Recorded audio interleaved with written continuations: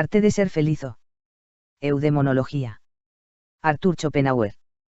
Más libros en audio en www.bibliotecaenaudio.com. La sabiduría de la vida como doctrina bien podría ser sinónima de la eudemónica. Debería enseñar a vivir lo más felizmente posible y, en concreto, resolver esta tarea aún bajo dos restricciones, a saber, sin una mentalidad estoica y sin tener un aire de maquiavelismo. La primera, el camino de la renuncia y austeridad no es adecuado, porque la ciencia está calculada para el hombre normal y éste está demasiado cargado de voluntad vulgo sensualidad como para querer buscar la felicidad por este camino. La última, el maquiavelismo, es decir, la máxima de alcanzar la felicidad a costa de la felicidad de todos los demás, no es adecuada porque en el hombre corriente no se puede presuponer la inteligencia necesaria para ello. El ámbito de la eudemonía se situaría, por tanto, entre el del estoicismo y el del maquiavelismo, considerando ambos extremos como caminos aunque más breves a la finalidad, pero sin embargo vedados a ella.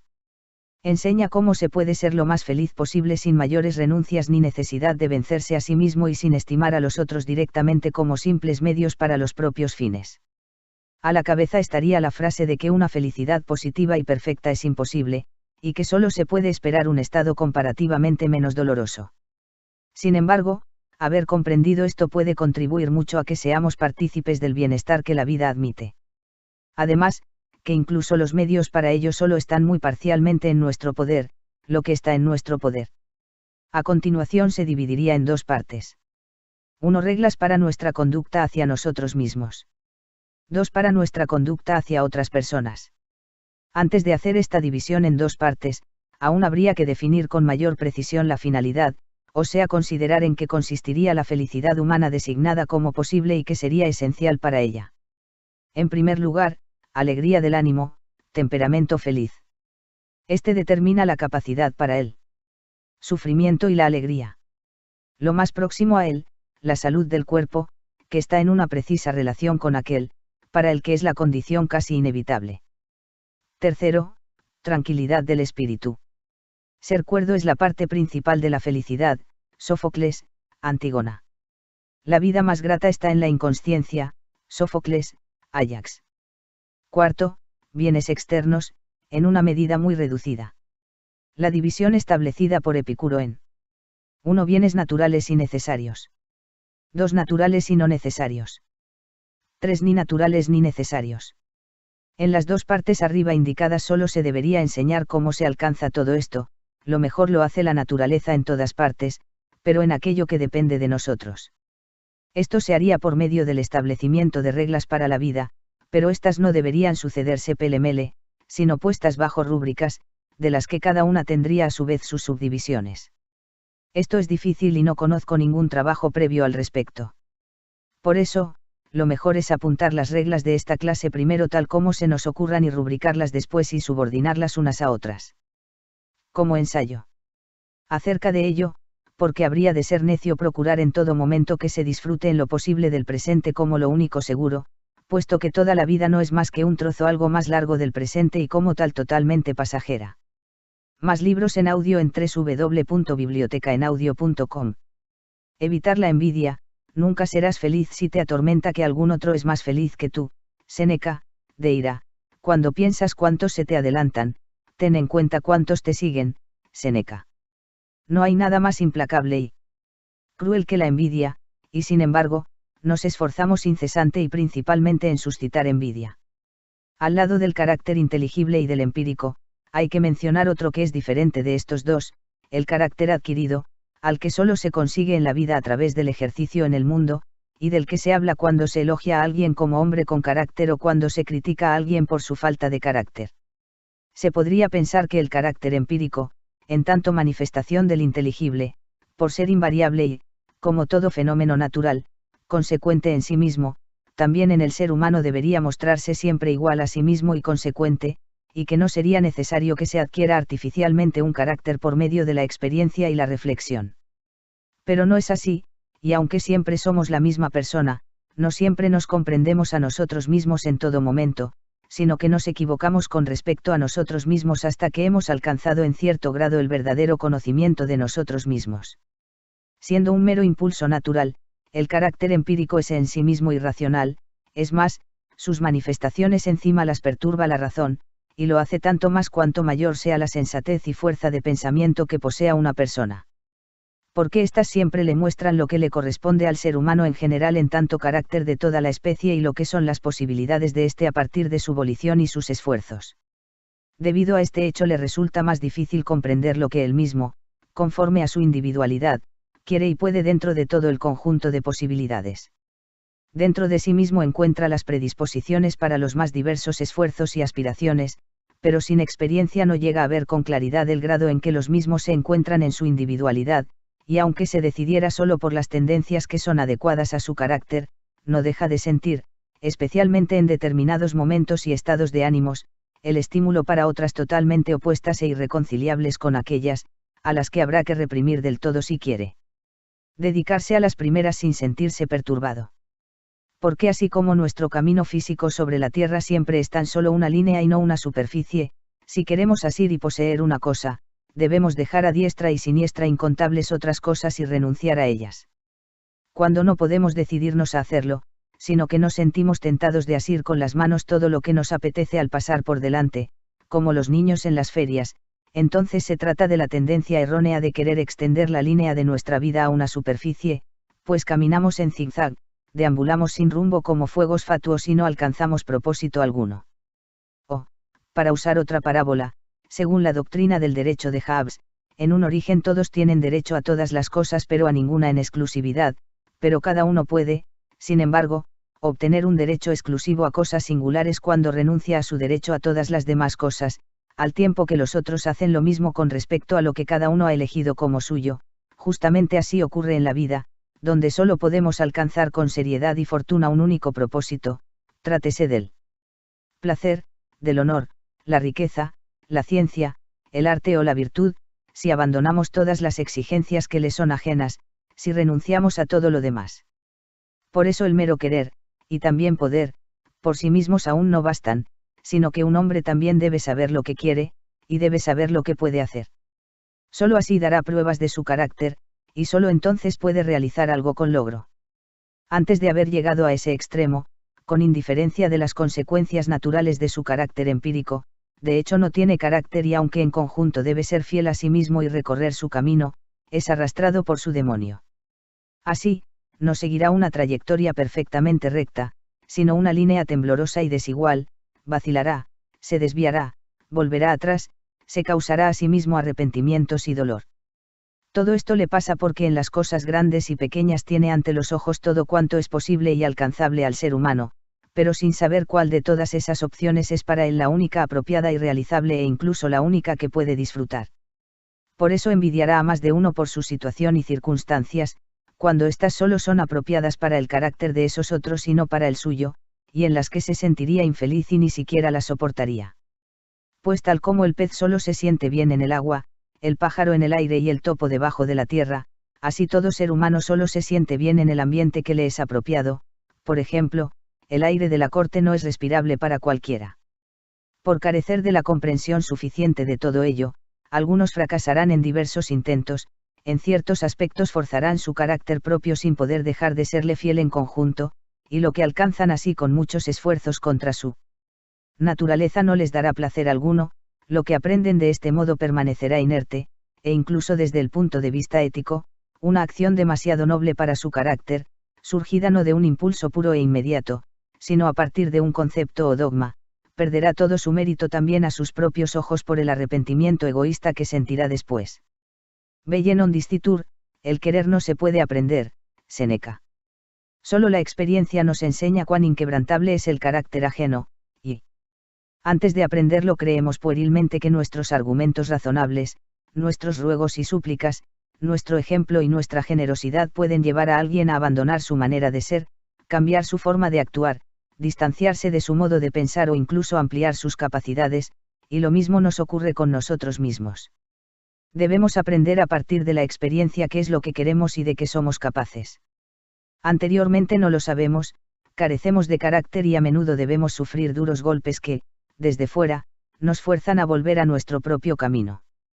Pero cuando finalmente lo hemos aprendido, entonces hemos conseguido lo que la gente llama carácter, es decir, el carácter adquirido. Según lo dicho, no es otra cosa que un conocimiento lo más completo posible de la propia individualidad, es el conocimiento abstracto y por tanto preciso de las propiedades inamovibles del propio carácter empírico y de la medida y la tendencia de las propias capacidades mentales y físicas, o sea, del conjunto de capacidades y deficiencias de la propia individualidad. Esto nos pone en condiciones de desarrollar entonces de manera serena y metódica el papel que desempeña la propia persona. Esta, en sí misma, era invariable y antes la hemos dejado crecer de manera natural sin regla, pero, siguiendo conceptos firmes, podemos llenar las lagunas que el capricho o las flaquezas han causado en ella. Nuestra manera de actuar, de por sí ineludible a causa de nuestra naturaleza individual, ahora la hemos orientado según principios claramente conscientes a los que tenemos siempre presentes, de modo que la desenvolvemos tan pensadamente como si la hubiésemos aprendido, sin dejarnos confundir por la influencia pasajera de un estado de ánimo o la impresión del momento, sin sentirnos inhibidos por la amargura o la dulzura de un hecho singular que encontramos en nuestro camino, sin titubeos, vacilaciones ni gestos inconsecuentes. Ya no actuaremos como principiantes que ponderan, intentan, tantean, para ver lo que realmente quieren o pueden hacer, sino que lo sabemos de una vez por todas, de modo que, en cualquier elección, solo hemos de aplicar proposiciones generales a casos particulares y llegamos pronto a la decisión. Conocemos nuestra voluntad en general y no nos dejamos seducir por estados de ánimo o sugerencias externas a decidir en lo particular lo que en conjunto es contrario a aquella. También conocemos la índole y la dimensión de nuestras capacidades y deficiencias, lo cual nos ahorrará muchos pesares. En efecto, no hay realmente otra manera de disfrutar que no sea el uso y la sensación de las propias fuerzas, y el mayor dolor nos causa la percepción de la carencia de fuerzas donde las necesitaríamos. Una vez que hemos averiguado dónde están nuestras capacidades e insuficiencias, cultivaremos nuestras disposiciones naturales sobresalientes para usarlas y aprovecharlas de todas las maneras posibles, y nos encaminaremos siempre en aquella dirección donde son útiles y válidas, mientras que evitaremos por completo, venciendo nuestros impulsos, a los propósitos para los que por naturaleza tenemos poco talento. Nos cuidaremos de intentar hacer lo que de todos modos no logramos. Solo quien ha conseguido esto será siempre con plena conciencia y del todo él mismo, y nunca se sentirá abandonado por sus fuerzas, puesto que siempre sabe lo que puede exigirse a sí mismo. Así, tendrá a menudo la alegría de experimentar sus capacidades y raras veces el dolor de tener que recordar sus deficiencias, lo cual significa una humillación que causa tal vez el mayor dolor al espíritu. Por eso es mucho más fácil encarar claramente el propio infortunio que la propia torpeza. Cuando estamos totalmente familiarizados con nuestras capacidades y deficiencias, ya no intentaremos mostrar puntos fuertes que no tenemos, no jugaremos con moneda falsa, porque estos engaños finalmente fallarán su meta. Dado que todo el ser humano solo es la manifestación de su voluntad, no puede haber nada más erróneo que, partiendo de la reflexión, pretender ser alguien diferente del que se es, porque esto significa una contradicción directa de la voluntad consigo misma. La imitación de características y peculiaridades ajenas es mucho más vergonzoso que vestir la ropa de otro, porque significa juzgarse a sí mismo como carente de valor.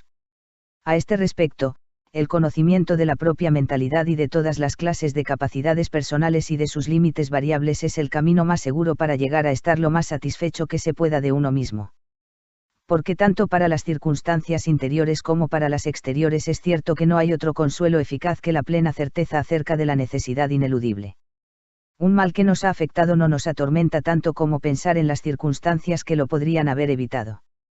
Por eso, para tranquilizarnos no hay otro remedio mejor que el de considerar lo sucedido desde el punto de vista de la necesidad, desde el cual todos los accidentes se muestran como obra de un destino imperante, de modo que reconocemos el mal acaecido como inevitablemente producido por el conflicto entre circunstancias interiores y exteriores, o sea como fatalidad. Y, de hecho, solo seguimos lamentándonos mientras esperamos poder impresionar así a los demás, y seguimos enfurecidos mientras hacemos inusitados esfuerzos para mantenernos excitados. Pero tanto niños como adultos saben conformarse tan pronto que comprenden claramente que las cosas no tienen remedio. Animo impectoribus nostro domiton asesateit. Dominando con fuerza el rencor guardado en el pecho. Homero, Ilíada, 18, v. Nos parecemos a los elefantes capturados que durante muchos días siguen enfurecidos y agresivos, hasta que ven que es infructuoso y súbitamente ofrecen serenos su nuca al yugo, quedando domados para siempre. Somos como el rey David quien, mientras vivía su hijo, imploraba a Jehová sin cesar y se mostraba desesperado, pero tan pronto como el hijo murió, dejó de pensar en él. A esto se debe que muchas personas soportan con total indiferencia incontables males persistentes, como la deformidad, la pobreza, el nivel social bajo, la fealdad, un lugar de residencia desagradable, a tal punto que ya ni siquiera lo sienten, cual heridas cicatrizadas, simplemente porque saben que nada se escapa a la necesidad interior o exterior que se pueda modificar. Los más felices, en cambio, no comprenden cómo algo así puede soportarse. Nada nos reconcilia más firmemente con la necesidad exterior e interior como su conocimiento preciso.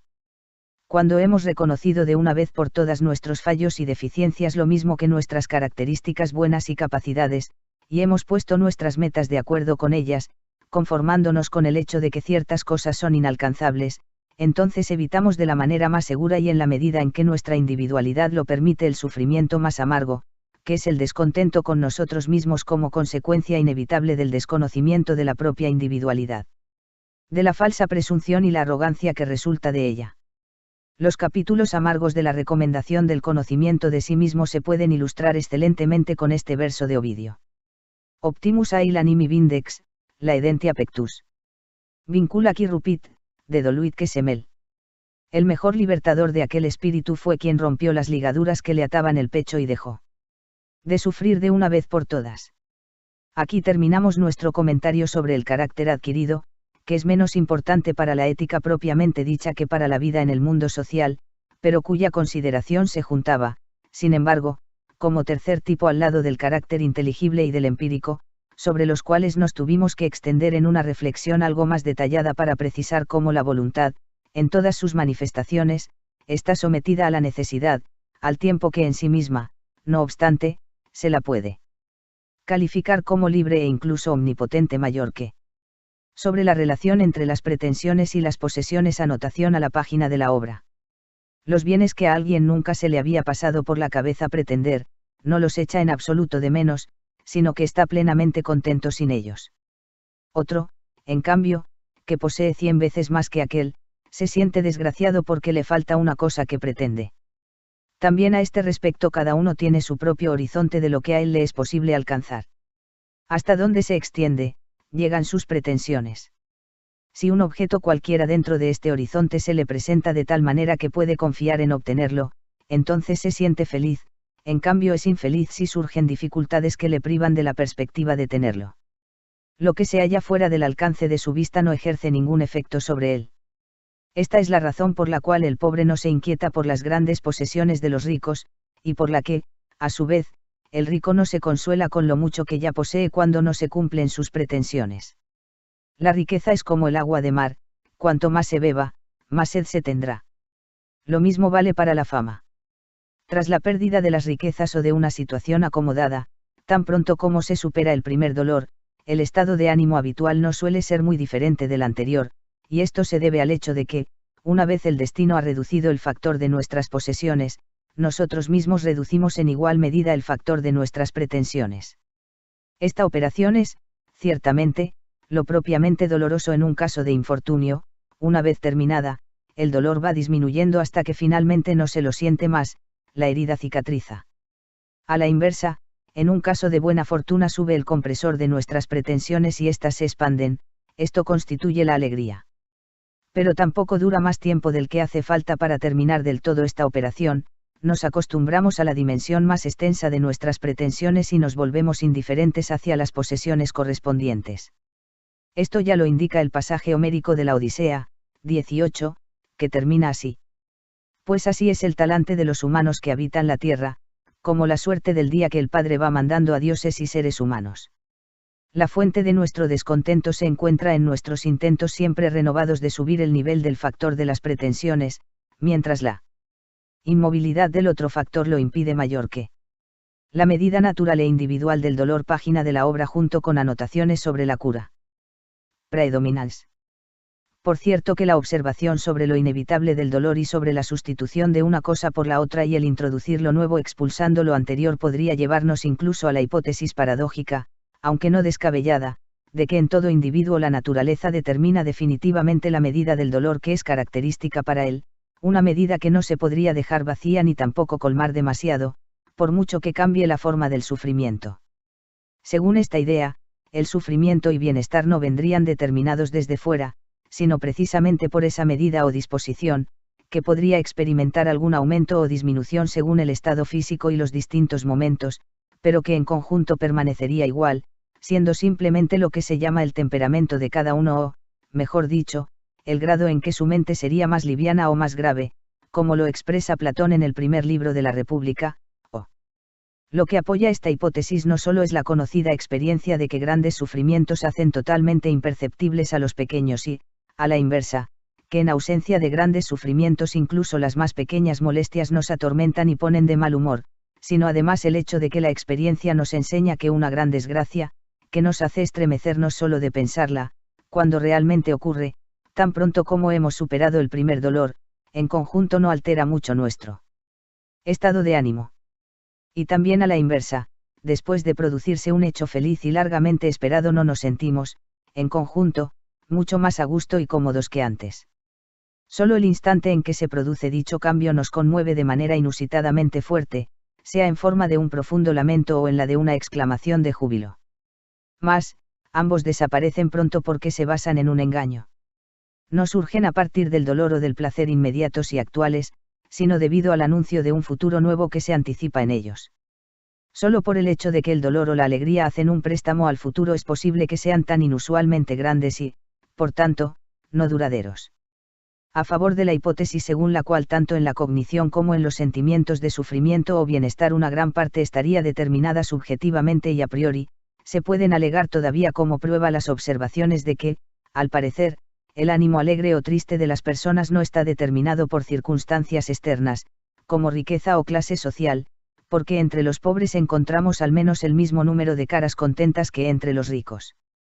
Por añadidura, los motivos que llevan al suicidio son muy diversos, de manera que no podemos indicar una desgracia lo bastante grande para que induzca con gran probabilidad a cualquier carácter al suicidio, y hay pocos males pequeños que, por insignificantes que parezcan, no hayan provocado también suicidios.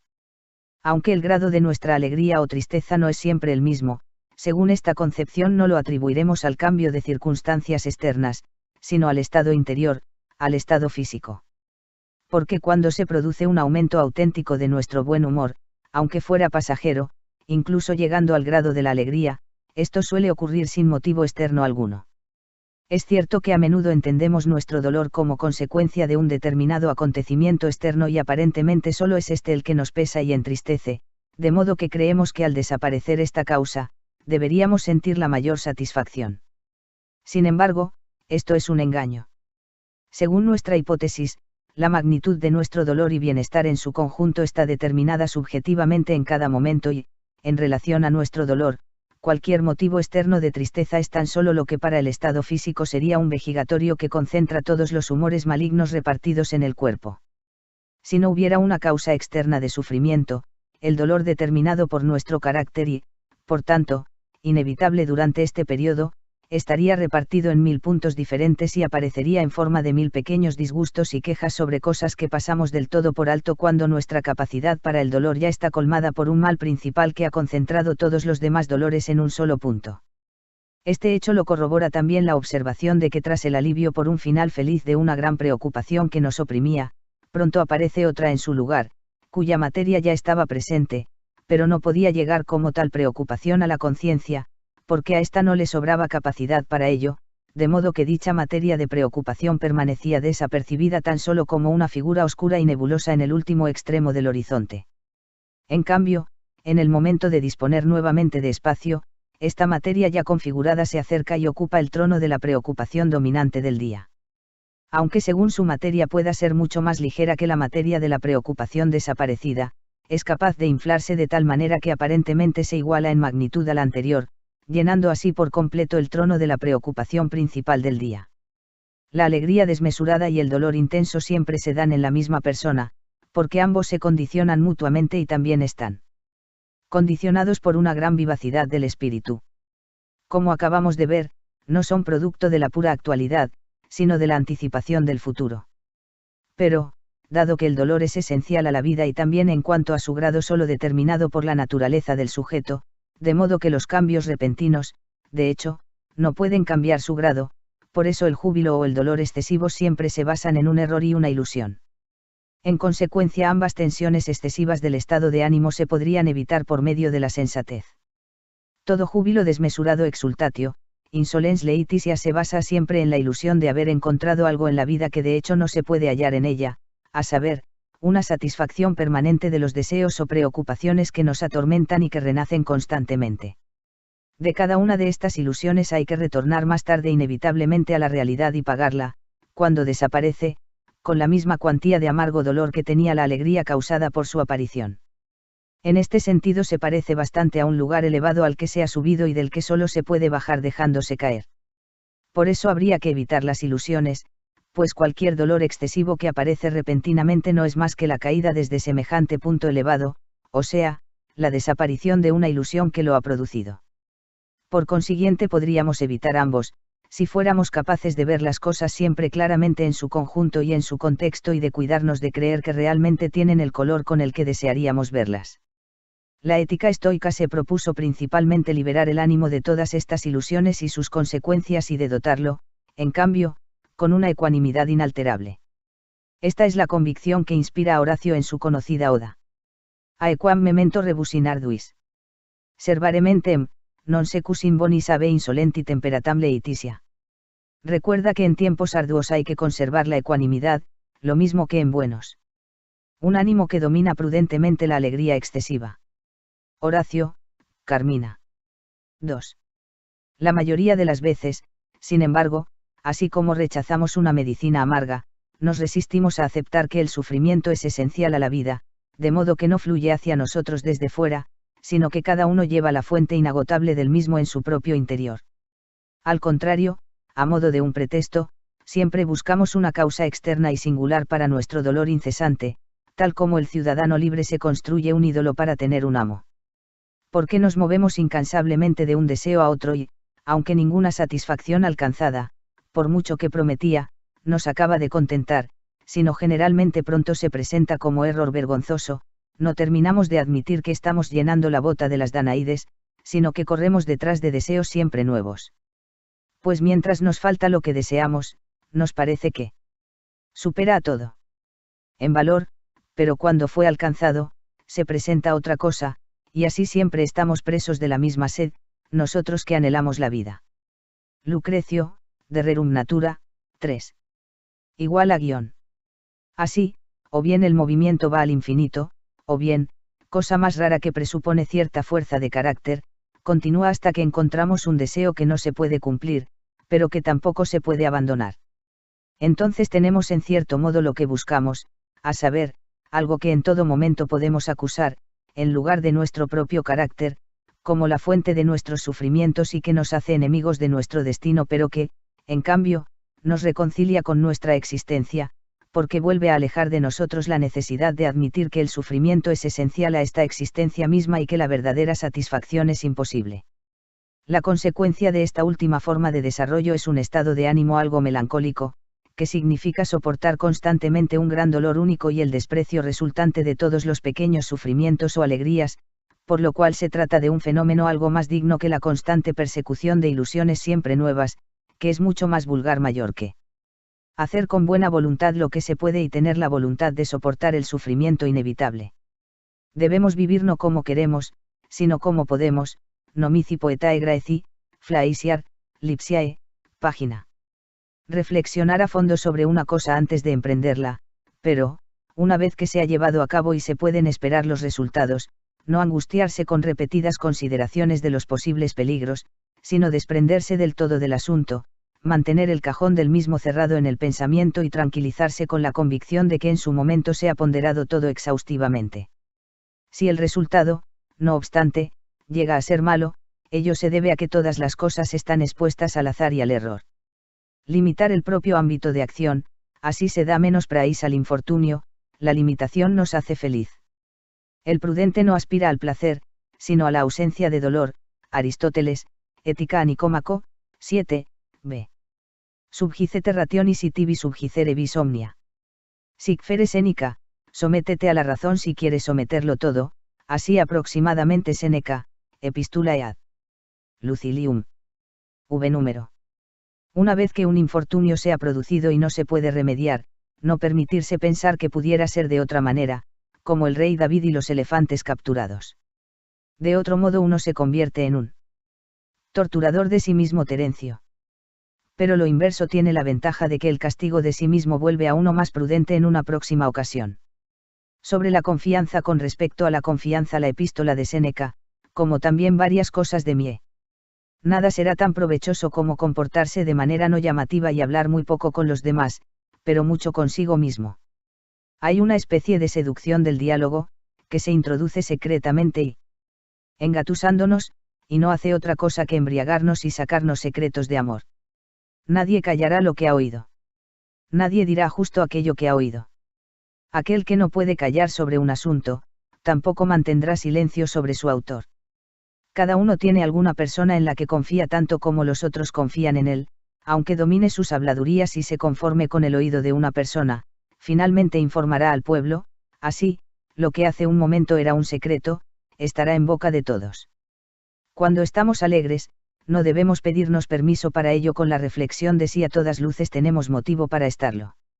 Véase Quartant, no hay nada que tenga una recompensa más segura que la alegría, porque en ella la recompensa y la acción son una misma cosa.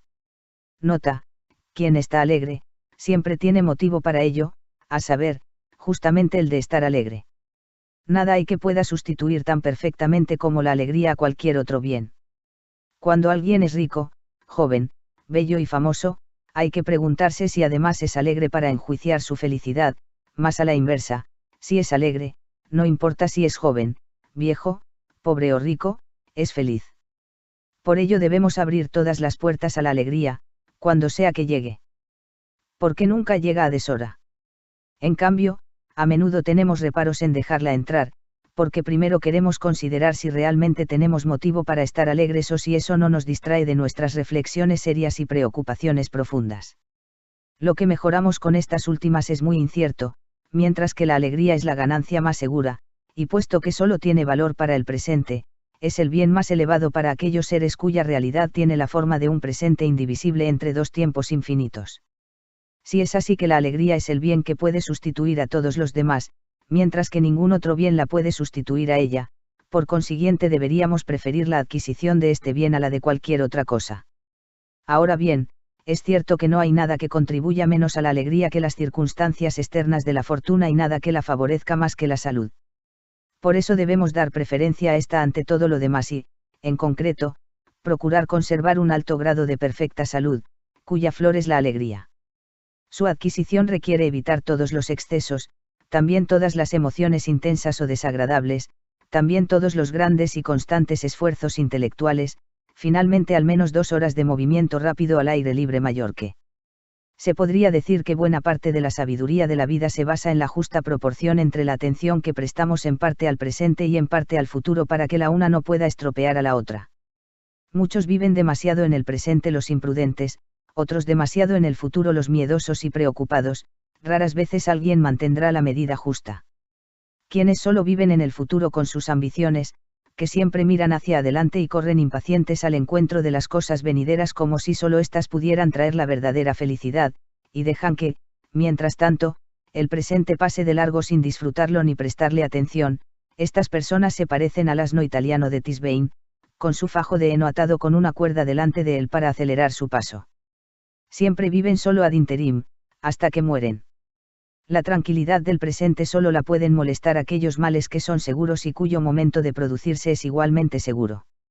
Pero hay muy pocos que sean así, porque o bien son males solo posibles o en todo caso probables, o bien son seguros pero el momento de su acaecimiento es del todo incierto, como por ejemplo, la muerte. Si nos entregamos a estos dos tipos de malestar, no nos quedará ni un instante de tranquilidad. Para no perder la serenidad de toda nuestra vida ante males inciertos o indefinidos, debemos acostumbrarnos a ver los primeros como si nunca llegaran y a los segundos como si con seguridad no acaecerían en el momento actual. Un hombre que se mantiene sereno ante todos los accidentes de la vida, solo muestra que sabe cuán inmensas y diversas son las posibles contrariedades de la vida y que, por eso contempla un mal presente como una pequeña parte de aquello que podría venir, y a la inversa, quien sabe esto último y lo tiene en cuenta, siempre mantendrá la serenidad. Entonces al suel datend suel, página. Acerca de esto, número. Todos hemos nacido en Arcadia, es decir que entramos en el mundo con muchas exigencias de felicidad y goce y conservamos la necia esperanza de realizarlas hasta que el destino nos agarra rudamente y nos muestra que nada es nuestro, y que todo es suyo, porque tiene un derecho indisputable no solo sobre nuestras posesiones y adquisiciones, sino sobre nuestros brazos y piernas, ojos y orejas y hasta sobre nuestra nariz en medio de la cara. Después viene la experiencia y nos enseña que la felicidad y el placer son puras quimeras que se nos muestran a lo lejos como una imagen engañosa, mientras que el sufrimiento y el dolor son reales, se manifiestan inmediatamente por sí mismos sin necesitar la ilusión o la expectación. Si aprendemos de su enseñanza, dejamos de perseguir la felicidad y el placer y solo procuramos evitar en lo posible el dolor y el sufrimiento. El prudente no aspira al placer, sino a la ausencia de dolor. Aristóteles, Ética. Nicómaco, 7, b. Comprendemos que lo mejor que se puede encontrar en el mundo es un presente indoloro, tranquilo y soportable. Si lo conseguimos sabemos apreciarlo y nos cuidamos mucho de estropearlo con un anhelo incesante de alegrías imaginarias o con ansiosas preocupaciones cara a un futuro siempre incierto, que de todos modos está en manos del destino, por mucho que forcejemos mayor que. Puesto que toda felicidad y todo placer son de carácter negativo, mientras que el dolor es positivo, resulta que la vida no tiene la función de ser disfrutada, sino que nos es infligida, hemos de padecerla. Por eso dejere vitam, vita de fungi, scampa cosi, vive la vida se termina, escapa a los peligros. Quien ha atravesado su vida sin mayores dolores físicos o psíquicos, ha tenido la mayor suerte que ha podido encontrar. No le ocurre lo mismo a quien ha encontrado las mayores alegrías y placeres. Quien pretende medir el curso de la vida según estos últimos, aplica un parámetro totalmente equivocado, porque las alegrías son negativas. Pensar que puedan hacernos feliz no es más que una ilusión cultivada y acariciada por la envidia, puesto que no se las experimenta positivamente. En cambio, sí a los dolores, de modo que estos son el parámetro de la felicidad de la vida, y se miden por su ausencia. De lo dicho aquí se sigue que no hay que comprar los placeres al precio de dolores, aunque solo sean dolores posibles, porque de otro modo se paga algo negativo e ilusorio con algo positivo y real. A la inversa, en cambio, es una ganancia cuando se sacrifican placeres para pagar así el estar libre de dolores. La razón es la misma. En ambos casos es indiferente si los dolores preceden o siguen a los placeres. El prudente no aspira al placer, sino a la ausencia de dolor. Aristóteles, Ética a Nicómaco, 7, b. Una de las quimeras más grandes que inhalamos en la infancia y de la que solo nos libramos más tarde es justamente la idea de que el valor empírico de la vida consista en sus placeres, que existan alegrías y posesiones que puedan hacernos positivamente felices. Por eso se persigue su obtención hasta que, demasiado tarde, llega el desengaño, hasta que la caza de felicidad y placer, que en realidad no existen, nos hace encontrar lo que realmente hay: dolor, sufrimiento, enfermedad, preocupaciones. Y mil otras cosas. En cambio, si reconociéramos temprano que los bienes positivos son una quimera, mientras que los dolores son muy reales, solo estaríamos atentos a evitar estos últimos cuando los vemos a lo lejos. Según Aristóteles, el prudente no aspira al placer, sino a la ausencia de dolor. Aristóteles, Ética a Nicómaco, 7, b. No hay que tomar rosas porque las espinas pueden pincharnos. Aquí parece encontrarse incluso la verdadera idea fundamental del cinismo. Lo que motivó a los cínicos a rechazar todos los placeres acaso no era precisamente el pensar en los dolores como vinculados de manera más directa o indirecta con los primeros, donde les parecía mucho más importante evitar los dolores que obtener placeres. Estaban profundamente persuadidos de la ercu de la negatividad del placer y de la positividad del dolor, por lo que, de manera consecuente, hicieron todo para evitar el dolor rechazando con todo propósito los placeres, que les parecían las trampas para arrastrarlos a los dolores. Y aquí puede añadirse, la vida de los seres humanos tiene dos lados principales, uno subjetivo, interior, y otro objetivo, exterior. El lado subjetivo interior afecta el bienestar y el malestar, la alegría y el dolor. A lo que debemos atenernos respecto a ello lo acabamos de decir: el menor grado y cantidad posible de sufrimientos es lo mayor que se puede conseguir así, es el lado pasivo. El lado objetivo, exterior, es la imagen que representa nuestra manera de vivir, el modo en que desempeñamos nuestro papel, el vivir bella o malamente. Aquí se encuentra la virtud, el heroísmo, los logros del espíritu, es la parte activa. Y aquí la diferencia entre las personas es mucho mayor que en aquel otro lado, donde la única distinción es un poco más o menos de sufrimiento. Por eso deberíamos poner nuestra atención principalmente en este lado objetivo de nuestra vida, el vivir bellamente, mientras la mayoría de las veces nos fijamos en el otro lado, el vivir bien. Puesto que nuestros actos se encuentran en este lado objetivo, el que se muestra externamente, los griegos llamaron la virtud y lo que pertenece a ella el de la vida, lo que es bello de ver. Y dado que solo en este lado hay grandes diferencias entre una persona y otra, incluso aquella que aquí se sitúa en el primer lugar, en aquel primer lado, no obstante, se parece bastante a las demás, también para ella la felicidad positiva no existe, sino solo el sufrimiento positivo, como para todos los demás. Una corona de laurel, donde la veas, es una señal. Cita libre del verso. La corona de laurel, donde se te aparece. Es una señal de sufrimiento más que de felicidad. Goethe, Tasso, 3, Mallorquín. En todas las cosas que afectan nuestro bienestar y malestar, nuestras esperanzas y temores, hay que poner riendas a la fantasía. Si nos pintamos en la fantasía posibles sucesos felices y sus consecuencias, solo nos hacemos la realidad aún más insoportable, construimos castillos en el aire y después los pagamos caros con la decepción. Pero el pintarse posibles infortunios puede tener consecuencias aún peores, puede convertir a la fantasía, como dice Gracián, en nuestro verdugo casero. Si tomáramos para las fantasías negras un tema muy lejano y lo escogiéramos libremente, no podría ser dañino, porque al despertar de nuestros sueños sabríamos enseguida que todo era invención y ésta contendría una advertencia contra infortunios lejanos pero posibles. Sin embargo, por provechoso que podría ser, de estas no suele ocuparse nuestra fantasía, solo construye ociosamente castillos alegres en el aire. En cambio, cuando alguna desventura ya nos amenaza realmente, a menudo la fantasía se dedica a recrearla pintándola siempre más grande, acercándola más y haciéndola más terrible de lo que es. No podemos deshacernos de un sueño de esta clase al despertarnos, como lo haríamos con uno alegre. A este lo desdice inmediatamente la realidad, y lo que aún pudiera contener de aspectos posibles lo dejamos en manos del destino. No pasa lo mismo al despertar de fantasías oscuras, nos falta el parámetro del grado de la probabilidad de la cosa, la hemos acercado y puesto ante nosotros, su posibilidad, en general, es segura, se convierte para nosotros en algo verosímil y sufrimos mucha angustia. Las cosas que afectan nuestro bienestar y malestar solo las tenemos que tratar con la capacidad de juicio, que opera con conceptos e in abstracto, con la reflexión sobria y fría, no debemos dejar que la fantasía se acerque a ellas, porque no es capaz de juzgar, solo nos muestra una imagen y esta emociona el ánimo inútilmente y a menudo de manera penosa. Por tanto, poner riendas a la fantasía. No hay que entregarse a grandes júbilos ni a grandes lamentos ante ningún suceso, porque la variabilidad de todas las cosas puede modificarlo por completo en cualquier momento, en cambio, disfrutar en todo momento el presente lo más alegremente posible, esta es la sabiduría de la vida. Pero la mayoría de las veces hacemos lo contrario, los planes y las preocupaciones cara al futuro, o también la nostalgia del pasado nos ocupan tan plena y constantemente que casi siempre menospreciamos y descuidamos el presente. Y, sin embargo, solo este es seguro, mientras que el futuro y también el pasado casi siempre son diferentes de cómo los pensamos. Engañándonos de esta manera, nos privamos de toda la vida.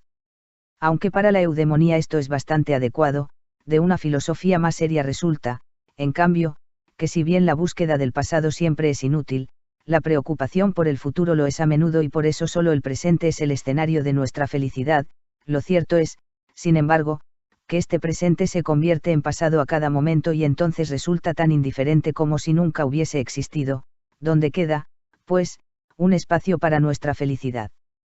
Mostrar ira u odio en palabras o en la expresión de la cara es inútil, peligroso, imprudente, ridículo y vulgar. Por eso no se debe mostrar la ira o el odio de ninguna otra manera que en los actos. Esto último se hará tanto más perfectamente cuanto más completamente se habrá evitado lo primero. Puesto que los asuntos de la vida que nos conciernen aparecen y se entrelazan de una manera totalmente inconexa, fragmentaria, sin relación entre ellos y están en un contraste extremo sin tener nada más en común que el hecho de ser nuestros asuntos, debemos organizar nuestra manera de pensarlos y de preocuparnos por ellos igualmente de forma fragmentaria para que ésta les corresponda, es decir, debemos poder abstraer, debemos pensar, arreglar, disfrutar, sufrir cada cosa en su momento, sin preocuparnos de todo lo demás, tener, por así decirlo, cajones para nuestros pensamientos, donde abrimos uno y cerramos todos los demás.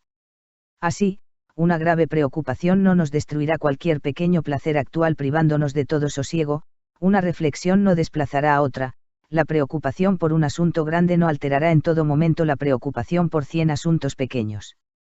Como en tantas otras ocasiones, aquí hay que ejercer una coacción sobre sí mismo, en la cual nos apoyará la reflexión de que cualquier persona debe sufrir de todos modos tantas y tan grandes coacciones y que una vida sin muchas coacciones sería imposible, pero que una pequeña coacción de sí mismo aplicada en el lugar justo puede prevenir a muchas coacciones posteriores desde fuera, del mismo modo como un pequeño segmento de un círculo cerca del centro corresponde y equivale a un segmento 100 veces mayor en la periferia más externa.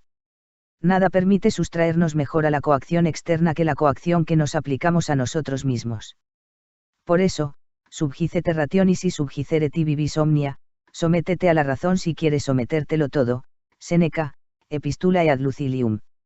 Además, siempre mantenemos el poder sobre nuestra autocoacción, y en un caso extremo o cuando afecta el punto más sensible de nuestra naturaleza, podemos aflojarla, en cambio la coacción externa es desconsiderada, intolerante y despiadada, por eso está bien prevenir esta por medio de aquella.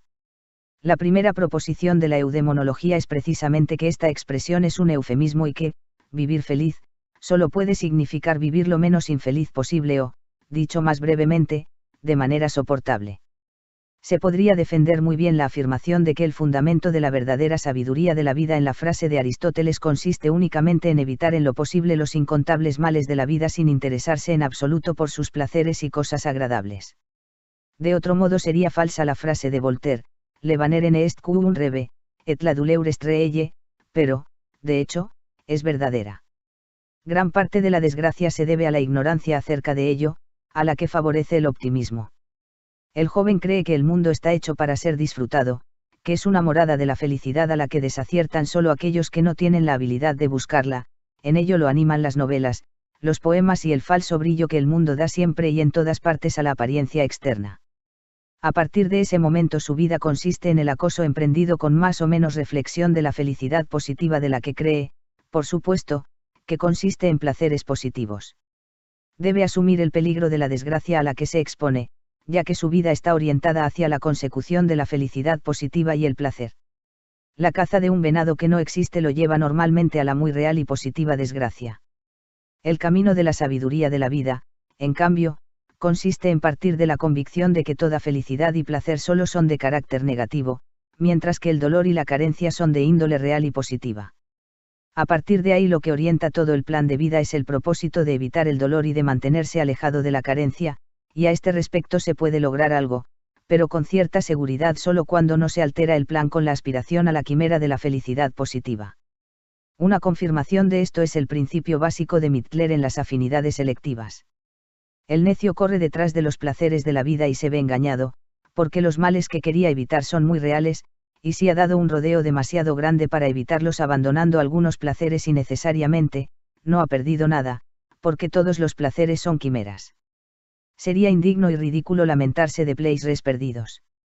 Plauto dice, est invita queisa e cum ludas tesseris, si ideuod jactu opus erat forte non cecidit, ideuod cecidit arte corrigas sic fere, en la vida es como en el juego de dados, si una tirada no cae como la necesitas, el arte debe corregir lo que el azar ofrece, así aproximadamente Terencio no Plauto, Adelpi, 4 versos.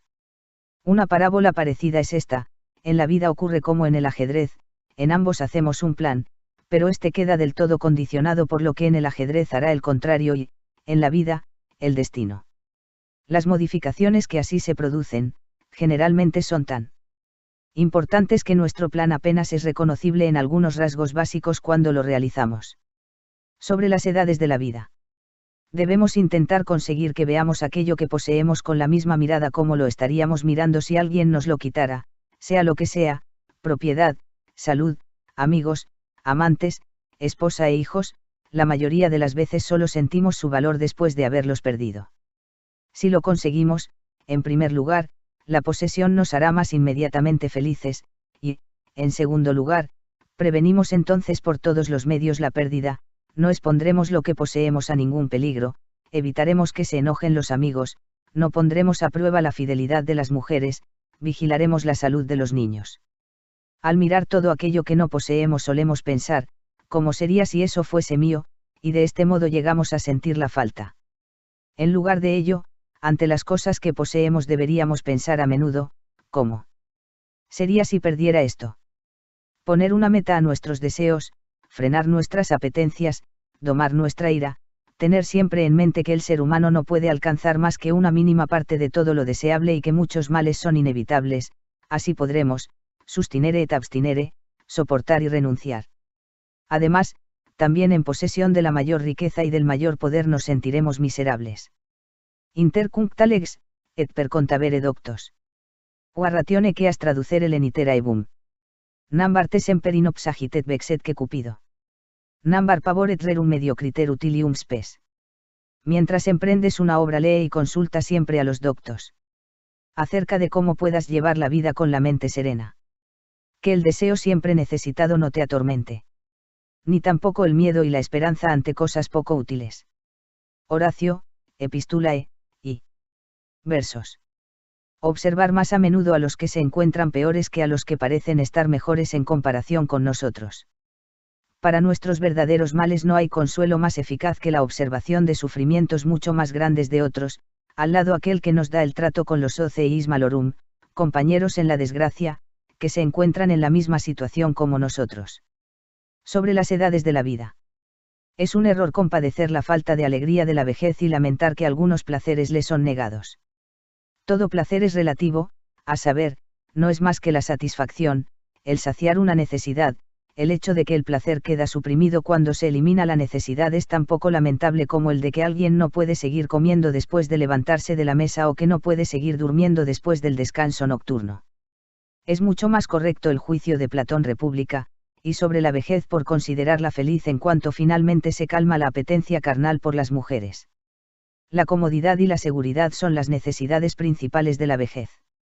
Por eso los viejos aman sobre todo el dinero como sustituto de las fuerzas que les faltan. Al lado de ello están los placeres de la comida que sustituyen los placeres del amor. El lugar del deseo de ver, viajar y aprender lo ocupa el de enseñar y hablar. Pero es una suerte para el anciano si conserva el amor por el estudio, por la música e incluso por el teatro. La frase de Epicuro. La riqueza acorde con la naturaleza está delimitada y es fácil de conseguir. Pero la de las vanas ambiciones se derrama al infinito, mayor que daeae Janis Laertios, vitae philosoporum x. Daeae Janis Laertios, vitae philosoporum, x. La actividad, el emprender algo o incluso solo aprender algo es necesario para la felicidad del ser humano. Quiere poner en acción sus fuerzas y percibir de alguna manera el éxito de estas actividades. Tal vez porque esto le garantiza que sus fuerzas pueden cubrir sus necesidades. Por eso, durante largos viajes de recreo, uno se siente a veces muy infeliz. Esforzarse y luchar contra algo que se resiste es la necesidad más esencial de la naturaleza humana. La inmovilidad, que sería plenamente suficiente para el placer tranquilo, le resulta imposible. Superar obstáculos es el placer más completo de su existencia, para él no hay nada mejor. Los obstáculos pueden ser puramente de carácter material, como en el actuar y en el emprender cosas, o de carácter espiritual, como en el estudio y la investigación, la lucha con ellos y la victoria sobre ellos son los placeres completos de su vida.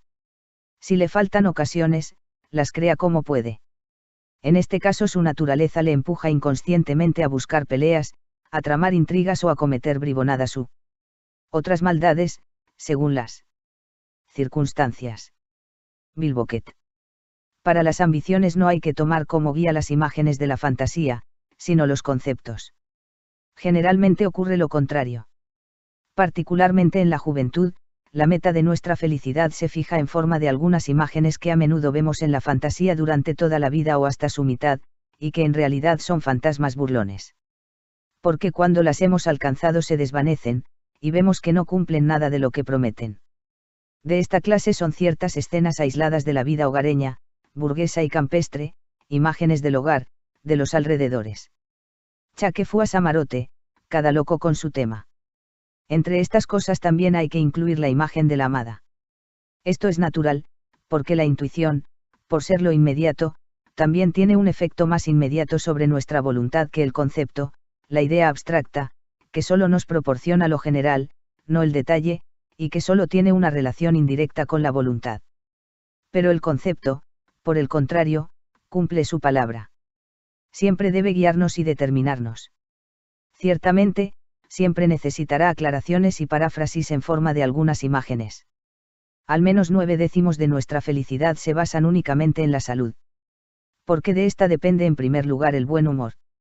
Donde está presente, parece que las circunstancias externas desfavorables y hostiles se soportan mejor que las más felices cuando un estado enfermizo nos pone de mal humor o nos angustia. Compárese la manera en que se ven las mismas cosas en días de salud y alegría y en días de enfermedad.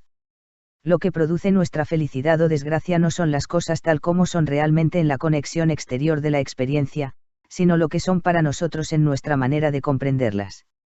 En segundo lugar, la salud y la alegría que la acompaña pueden sustituir a todo lo demás, pero nada las sustituye a ellas. Finalmente, sin ellas es imposible disfrutar de cualquier fortuna externa, de modo que para un enfermo que la posee, es inexistente. Con salud todo puede ser una fuente de placer. Por eso un mendigo sano es más feliz que un rey enfermo. Por eso no carece de razón el hecho de que nos preguntemos los unos a los otros siempre por el estado de la salud en lugar de otras cosas y que nos deseamos mutuamente que nos encontremos bien. Porque esto constituye 9/10 de toda la felicidad. De ello se sigue que la mayor de las necedades consiste en sacrificar la salud a lo que sea, adquisiciones, erudición, fama, promoción, y menos aún satisfacciones carnales y placeres fugaces. Al contrario, siempre hay que posponer a ella todas y cada una de las otras cosas. Debemos llegar a dominar la impresión de lo intuitivo y presente, que es desproporcionadamente fuerte frente a lo puramente pensado y sabido, no por su materia y contenido, que a menudo son muy insignificantes, sino por su forma, por prestarse a la intuición, por su inmediatez, con las que la impresión importuna el ánimo y altera su tranquilidad o incluso hace vacilarlo en sus propósitos. Algo agradable a lo que hemos renunciado después de reflexionar, nos excita al verlo, un juicio nos hiere aunque conocemos su incompetencia, una ofensa nos enfurece aunque somos conscientes de su bajeza, la falsa apariencia de la presencia real de un peligro pesa más que 10 buenas razones contra su existencia. Las mujeres sucumben casi siempre ante esta impresión y entre los hombres hay pocos que puedan valerse del contrapeso suficiente de la razón para no sufrir los efectos de impresiones. Cuando no podemos dominarlas del todo con el recurso a pensamientos puros, entonces lo mejor es neutralizar una impresión por medio de otra contraria, por ejemplo, la impresión de una ofensa, por medio de encuentros con aquellos que nos tienen en alta estima, la impresión de un peligro que amenaza, por medio de la observación real de lo que actúa en contra de él. Cuando todos los que nos rodean son de otra opinión que nosotros y se comportan según ella, es cosa ardua no dejarse conmocionar por ellos aunque estemos convencidos de su error. Porque lo existente, lo que se puede ver, por ser fácilmente abarcable con la mirada, actúa siempre con su plena fuerza, los pensamientos y razones, en cambio, requieren tiempo y tranquilidad para ser elaborados mentalmente, de modo que no los podemos tener presentes en cada momento. Para un rey fugitivo que viaja de incógnito, la secreta ceremonia de sumisión de su acompañante habitual debe de ser un apoyo casi necesario para que no acabe dudando de sí mismo. Según lo que hemos dicho, el conocimiento intuitivo, que nos importuna en todo momento y da a lo insignificante e instantáneamente presente una importancia y significación desproporcionadas, constituye una perturbación y falsificación constante del sistema de nuestros pensamientos. Lo que también ocurre, a la inversa, en esfuerzos físicos como he mostrado en la obra, El mundo como voluntad y representación, donde los pensamientos perturban la captación intuitiva pura. Cuando miramos el transcurso de nuestra vida y vemos cómo hemos fallado ciertas oportunidades de suerte y hemos provocado ciertos momentos de infortunio, el curso errático del laberinto de la vida, Goethe, Fausto y Dedicatoria, v. Podemos excedernos fácilmente en reproches contra nosotros mismos. Porque el curso de nuestra vida no es en absoluto simplemente nuestra propia obra, sino el producto de dos factores, a saber, de la serie de acontecimientos y de la serie de nuestras decisiones, y lo es incluso de tal manera que, en ambas series, nuestro horizonte es muy limitado y que no podemos predecir de lejos nuestras decisiones y menos aún prever los acontecimientos, sino que de ambas series solo conocemos las decisiones y acontecimientos actuales. Por eso, cuando nuestra meta todavía se halla lejos, ni siquiera podemos dirigirnos directamente hacia ella, sino solo de manera aproximada y guiándonos por conjeturas, es decir, según nos lo indican las circunstancias debemos decidirnos en cada instante con la esperanza de acertar de tal manera que nos acercamos a nuestra meta principal. Así, las circunstancias dadas y nuestros propósitos básicos se pueden comparar con fuerzas que tiran en dos direcciones distintas, y la diagonal resultante es el curso de nuestra vida. Lo que más frecuentemente y casi forzosamente descuidamos y dejamos de tener en cuenta en nuestros planes de vida son las transformaciones que el tiempo mismo opera en nosotros. A ello se debe que a menudo trabajamos en dirección a asuntos que, una vez alcanzados, ya no son adecuados para nosotros, o también que pasamos los años con los trabajos preparatorios para una obra que nos quitan inadvertidamente las fuerzas para la obra misma. El medio más seguro para no volverse infeliz es no desear llegar a ser muy feliz, es decir, poner las exigencias de placer, posesiones, rango, honores a un nivel muy moderado, porque precisamente la aspiración a la felicidad y la lucha por ella atraen los grandes infortunios. Pero esa moderación también es sabia y aconsejable por el mero hecho de que ser infeliz es muy fácil, mientras que ser feliz no solo es difícil, sino del todo imposible. En particular no conviene edificar la felicidad sobre un fundamento muy ancho por medio de muchos requisitos, porque si se sostiene sobre tal fundamento se derrumba con la mayor facilidad. Puesto que el edificio de nuestra felicidad se comporta a ese respecto a la inversa de cualquier otro, que se sostiene más firmemente sobre una base amplia. Mantener las exigencias lo más modestas posibles en relación con los propios medios de todo tipo es la manera más segura de evitar las grandes desgracias. Pues toda felicidad positiva solo es una quimera, en cambio el dolor es real. Aurinquisquis mediocritatem. Diligit, tutus querat obsoleti. Sordibus tecti, querat invidenda sobrius aula. Saevius ventis agitatur ingens. Paeinas, et celsae graviore casu decidunt turres, feriunt que summos fulgura montes. ¿Quién escoge la medianía dorada? Seguro que sigue alejado de la suciedad de la cabaña corroída. Permanece, modesto, lejos del lujo envidiado. Del palacio principesco. Mas sacude el viento a la fuerte copa del pino, y en pesada caída. Se derrumban las altas torres, y los relámpagos golpean las cumbres de las montañas. Horacio, Carmina, 2 versos. Como en la vida el sufrimiento predomina y es positivo mientras que los placeres son negativos, aquel que toma la razón como hilo conductor de sus acciones, ponderando en todo lo que enfoca las consecuencias y el futuro, tendrá que aplicar muy a menudo el substine y abstine, y para asegurar la mayor ausencia de dolor para toda la vida tendrá que sacrificar la mayoría de las veces los placeres y las alegrías más intensas. A ello se debe que la razón juega generalmente el papel de un mentor malhumorado que solicita siempre la renuncia sin prometer siquiera algo a cambio que no sea una existencia relativamente libre de sufrimientos. Esto se debe al hecho de que la razón abarca con sus conceptos la totalidad de la vida, y el resultado de esta, en el caso que se puede calcular como más afortunado, no es otro que el antes mencionado. La necedad solo agarra una punta de la vida, y esta puede ser muy placentera mayor que. Cada uno vive en un mundo diferente, y este resulta ser diferente según la diferencia de las cabezas, conforme a esta puede ser pobre, insípido, llano, o bien rico, interesante y significativo. Incluso la diferencia que el destino, las circunstancias y el entorno crean en el mundo de cada uno es menos importante que la primera. Además, esta última puede cambiar en manos del azar, la primera está irrevocablemente determinada por la naturaleza. Por eso, para bien y para mal, es mucho menos importante lo que sucede a uno en la vida que la manera en que lo experimenta, o sea el tipo y el grado de su receptividad en cualquiera de las maneras. No es razonable que a menudo uno envidie a otro por algunos sucesos interesantes de su vida, en lugar de ello debería tener envidia de la sensibilidad gracias a la cual esos sucesos parecen tan interesantes en su descripción. El mismo acontecimiento, que resulta tan interesante cuando lo vive un genio, en una cabeza sosa se habría convertido en una escena insípida del mundo cotidiano. Así, la misma escena que para un melancólico puede ser trágica, lo es mucho menos para un flemático y un sanguíneo. Por eso deberíamos aspirar menos a la posesión de bienes externos que a la conservación de un temperamento alegre y feliz y de una mente sana que en buena medida dependen de la salud, mens sana in corpore sano, una mente sana en un cuerpo sano, Juvenal, Satirae, 4. Al principio de la eudemonía he dicho que lo que tenemos y lo que representamos son aspectos muy secundarios frente a lo que somos. Únicamente el estado de la conciencia es lo duradero y lo que tiene un efecto constante, todo lo demás solo tiene una influencia pasajera. El predominio del intelecto sobre la voluntad, puesto que ésta siempre causa mucho sufrimiento y poca alegría verdadera, el gran vigor y capacidad del intelecto que expulsa el aburrimiento y hace al ser humano interiormente rico, que logra infinitamente más que todas las distracciones que la riqueza puede comprar, además, un ánimo contento y razonable, estas son las cosas que importan mucho. Con respecto a la felicidad de nuestra existencia, el estado, la condición de la conciencia, es absolutamente lo principal.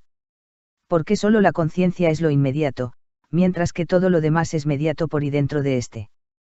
Puesto que nuestra vida no es inconsciente como la de las plantas, sino consciente y tiene como base y condición una conciencia, es evidente que la condición y el grado de plenitud de esta conciencia es lo más esencial para una vida agradable o desagradable. Ya he dicho tratado sobre la libertad. Que, debido al poder secreto que preside incluso los sucesos más azarosos de nuestra vida, deberíamos acostumbrarnos a considerar todo acontecimiento como necesario, un fatalismo que resulta bastante tranquilizador y que, en el fondo, es correcto. Sin embargo, de la pura ley causal se sigue que verdaderamente posible ha sido solo aquello como dice correctamente Diodoro Megarico, en mi obra, El mundo como voluntad y representación, p. que ha llegado a ser real o que aún está por llegar a ser real. Pero el campo de la posibilidad solo aparece en parte tanto más grande que el de la realidad, porque el concepto abarca de un solo golpe toda una infinidad, mientras que el tiempo infinito en el cual aquella se realiza, no puede sernos dado, por lo cual no podemos abarcar todo el campo de la realidad, que es infinito como el tiempo, y por eso nos parece más pequeño, en parte se trata solo de una posibilidad teorética. En concreto, de esta manera, posible es aquello que puede suceder, pero lo que puede suceder sucede con seguridad, pues de no ser así, no puede suceder. La realidad es la conclusión para la cual la posibilidad aporta las premisas. Era patente que aquello cuyo fundamento está sentado, sigue inevitablemente, es decir, que no puede no ser, de modo que es necesario. Pero solo se tomaba como orientación esta última determinación y se decía, necesario es lo que no puede ser de otra manera, o cuyo contrario es imposible. Pero se dejaba fuera de consideración la razón y la raíz de dicha necesidad, se pasaba por alto la relatividad de toda necesidad que resultaba de ello, construyendo así la ficción totalmente impensable de algo absolutamente necesario, es decir, de un algo cuya existencia sería tan imprescindible como el efecto de una causa, pero sin ser, de hecho, efecto de una causa, por lo cual no dependería de nada. Y esta frase adicional es una petición absurda, puesto que contradice la proposición de la causa. Partiendo de esta ficción y diametralmente en contra de la verdad, se declaraba como lo contingente precisamente todo aquello que estaba sentado por una causa, por considerar la relatividad de su necesidad, a la que se comparaba con aquella necesidad absoluta, totalmente absurda y contradictoria en su concepto. Kant mantiene esta determinación radicalmente equivocada de lo contingente y la da como explicación, Crítica de la razón pura, v. páginas, v. Incluso entra en la contradicción más patente consigo mismo cuando dice en la página, todo lo contingente tiene una causa, y añade, contingente es aquello cuyo no ser es posible. Mas el no ser de lo que tiene una causa es absolutamente imposible, por lo cual es necesario. Por cierto, el origen de toda esta explicación errónea de lo necesario y lo contingente ya lo podemos encontrar en Aristóteles, en concreto en De Generatione et Corruptione, 2, y, donde se define lo necesario como aquello cuyo no ser es imposible. Frente a él está aquello cuyo ser es imposible, y entre ambos se halla lo que puede ser y no ser, es decir, lo que deviene y perece, y esto sería lo contingente. Según lo que decía antes, está claro que esta explicación, como muchas otras de Aristóteles, se debe al hecho de quedar separado en los conceptos abstractos sin remontarse a lo concreto e intuitivo, que es la fuente de todos los conceptos abstractos y desde la cual estos deben controlarse constantemente. Algo cuyo no ser es imposible, es algo que puede pensarse en el mejor de los casos sin abstracto, pero si nos vamos a lo concreto, real, intuitivo, resulta que no encontramos nada que pueda confirmar esta idea, ni siquiera como algo posible excepto dicha consecuencia de un fundamento dado, pero cuya necesidad es relativa y condicionada. Aprovecho la ocasión para añadir algunas observaciones sobre los conceptos de la modalidad. Puesto que toda necesidad se basa en la proposición del fundamento y, por eso mismo, es relativa, resulta que, originariamente y en su último significado, todos los juicios apodícticos son hipotéticos.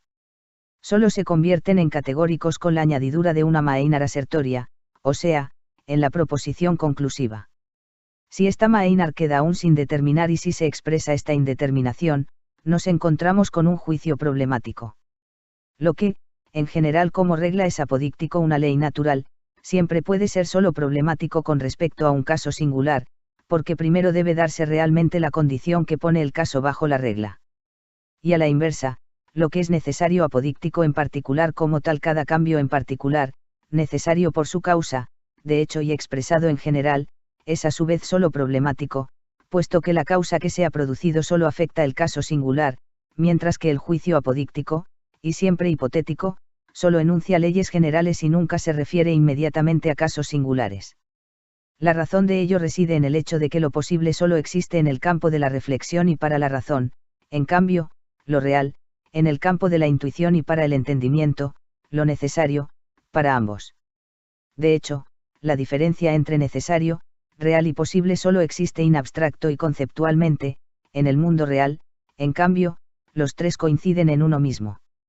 Porque todos los acaecimientos se producen necesariamente, ya que acontecen por causas que, a su vez, tienen causas.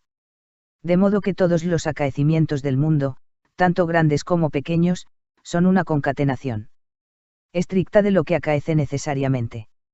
Conforme a ello todo lo real es al mismo tiempo necesario, y no hay diferencia entre realidad y necesidad en el mundo fáctico, ni tampoco entre realidad y posibilidad, porque lo no acaecido, es decir, lo no realmente devenido no era posible, puesto que las causas, sin las cuales no pudo acaecer en absoluto, tampoco acaecieron ellas mismas ni pudieron acaecer en la gran concatenación de las causas, de modo que era algo imposible. En consecuencia, todo proceso es o necesario o bien imposible. Sin embargo, todo esto solo vale para el mundo real empírico, o sea, para el conjunto de las cosas singulares, de lo totalmente singular como tal. Si, en cambio, miramos desde la razón las cosas en general, concibiéndolas in abstracto, entonces la necesidad, la realidad y la posibilidad vuelven a separarse, reconocemos como posible en general todo lo que corresponde a las leyes a priori que pertenecen a nuestro intelecto, o sea, lo que conforme a las leyes empíricas de la naturaleza es posible en este mundo, aunque nunca ha llegado a ser real, de modo que distinguimos claramente lo posible de lo real. Aunque lo real, en sí mismo, también es siempre necesario, solo lo concibe como tal quien conoce su causa, aparte de esta, es y se llama lo contingente. Esta observación también nos brinda la llave para aquella contentio, disputa sobre la posibilidad, entre el megárico Diodoro y el estoico Crisipo, a la que Cicerón expone en el libro de Fato. Diodoro dice, solo lo que llega a ser real ha sido posible, y todo lo real también es necesario. En cambio, Crisipo dice, mucho es posible que nunca llega a ser real, porque solo lo necesario llega a ser real. Podemos aclararnos esto de la siguiente manera. La realidad es la conclusión de una deducción, para la cual la posibilidad es la premisa. Pero para ello se requiere no solo la mayor, sino también la maeinar, solo las dos juntas dan la posibilidad completa. Porque la mayor solo da una posibilidad teorética y general in abstracto, que por sí misma aún no hace posible nada en absoluto, es decir, capaz de llegar a ser real. Para esto hace falta la maeinar, que proporciona la posibilidad para el caso singular subsumiéndolo a la regla. De esta manera, se convierte inmediatamente en realidad. Por ejemplo, mayor, todas las casas por tanto también mi casa pueden quemarse. Maeinar, mi casa se incendia. Conclusión, mi casa se quema. Toda proposición general, o sea, toda mayor, determina con respecto a la realidad las cosas solo bajo una premisa y, por tanto, hipotéticamente, por ejemplo el poder quemarse tiene como premisa el incendiarse. Esta premisa se introduce en la maeinar. La mayor, por así decirlo, carga el cañón, pero solo cuando la maeinar acerca la mecha se produce el disparo de la conclusión. Esto vale siempre para la relación entre posibilidad y realidad. Puesto que la conclusión, que es el enunciado de la realidad, siempre sigue necesariamente, resulta que todo lo que es real también es necesario. Esto también se entiende por el hecho de que ser necesario solo quiere decir ser consecuencia de una razón dada, esta es una causa cuando se trata de lo real, por lo que todo lo real es necesario. Por consiguiente vemos que aquí coinciden en uno solo los conceptos de lo posible, lo real y lo necesario, y no solo el último presupone el primero, sino también a la inversa.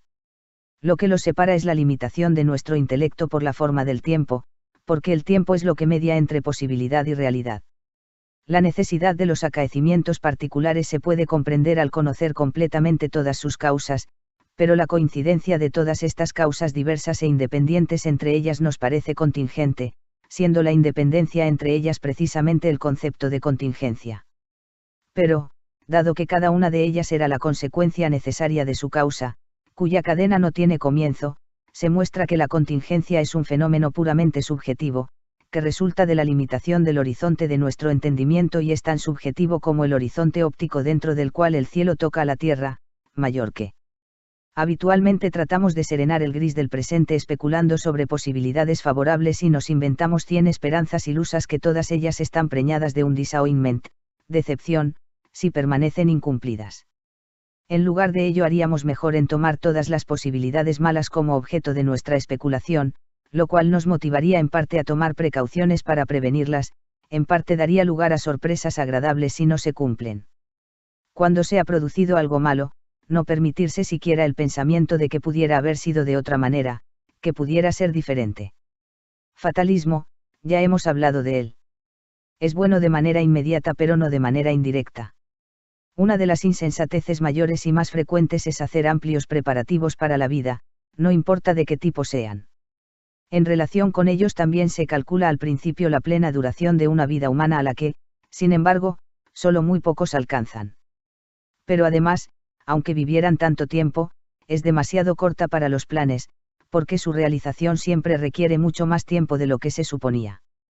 Por añadidura, como todos los asuntos humanos, están expuestos al fracaso y a los obstáculos a tal punto que raras veces se los puede llevar a término, y si, finalmente, se ha logrado todo, no se ha tenido en cuenta que el ser humano mismo cambia con los años y que no conserva las mismas capacidades para los esfuerzos ni para disfrutar. El propósito que uno ha perseguido trabajando toda su vida, le resulta imposible disfrutarlo en la vejez, no es capaz de llenar la posición alcanzada con tantos esfuerzos, es decir, las cosas llegan demasiado tarde para él. O, a la inversa, él llega demasiado tarde a las cosas si había querido lograr y realizar algo relevante, porque el gusto de la época ha cambiado, la nueva generación no se interesa por ello, otros se han anticipado por caminos más cortos. Cuida eternis minorem consilis animum fatigas. ¿Por qué esfuerzas a tu espíritu demasiado débil para planes eternos? Horacio, Carmina, 2, vv. El motivo de esta frecuente equivocación es el natural engaño según el cual la vida, vista desde su comienzo, parece infinita, o cuando se mira atrás, desde el final del camino, parece extremadamente breve. Gemelos de teatro. Sin duda, este engaño tiene su lado bueno, porque sin él difícilmente se llegaría a hacer jamás algo grande. Aquel que fue ricamente dotado por la naturaleza, aquí la expresión es adecuada en su sentido más propio, no necesita obtener del exterior nada más que la libertad del ocio para poder disfrutar de su riqueza interior. Si solo consigue este ocio, en el fondo es el más feliz, y esto es tan cierto como el hecho de que el yo nos es infinitamente más próximo que el no yo, todo lo exterior es y sigue siendo no yo. Únicamente lo interior, la conciencia y su estado son el yo y solo en él se halla nuestro bienestar y malestar. Al margen, estos conceptos de yo y no yo son demasiado imprecisos para la metafísica, porque el yo no es algo simple, sin embargo, para la eudemonología son suficientes. La verdad principal de la eudemonología sigue siendo que importa mucho menos lo que se tiene o representa de lo que se es. La mayor fortuna es la personalidad, véase Goethe, Westostlicher Divan, libro Zuleika, parte séptima. En todo y con todo, en realidad, uno disfruta solo de sí mismo. Si el yo mismo no vale mucho, entonces todos los placeres son como vinos deliciosos en una boca con un regusto a hiel. Como los grandes enemigos de la felicidad humana son dos, el dolor y el aburrimiento, la naturaleza también dio a los seres humanos una protección contra ambos, contra el dolor que mucho más frecuentemente es espiritual que físico, la alegría, y contra el aburrimiento, el espíritu. Sin embargo, ambos no están emparentados y, en los grados más altos, probablemente incluso son incompatibles. El genio es pariente de la melancolía, Aristóteles ait, omnes ingeniosos melancólicos esi, Aristóteles dice que todos los hombres geniales son melancólicos, Cicerón, Tusculanae disputationes, y los ánimos muy alegres solo tienen capacidades espirituales superficiales.